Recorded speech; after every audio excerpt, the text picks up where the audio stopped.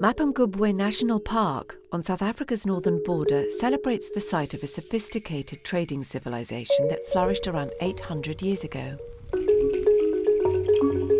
In designing a visitors' centre for the park, architect Peter Rich was inspired by the spectacular scenery. In the design of this building, we tried to be completely authentic and honest to working with the forces of nature. A branch grows for a reason of economy, not for a reason of aesthetic. In the thin shell vaulting, the timbrel vaulting that we use, there's a curvature that happens in two directions, and it's according to the hyperbolic parabola, and it's the most efficient way of distributing horizontal forces naturally to the ground. Covering an area of 1,500 square metres, the centre houses tourist facilities and offices for park staff, as well as the main exhibition halls. The interpretation centre is a bit deceptive from a scale point of view because you have none of the normal door height measurement to sort of pick up on. It's both big and it's small.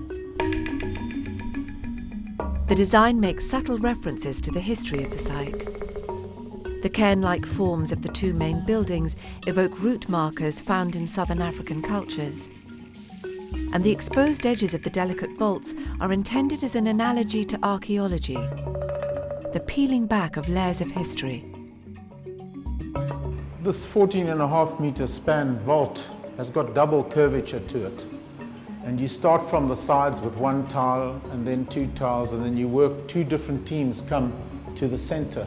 And sometimes they didn't quite meet, so we get this irregular junction, which has got a delight in itself because it tells a story. And it's a bit like the mend you get on a calabash or a pot, where the mend becomes the art.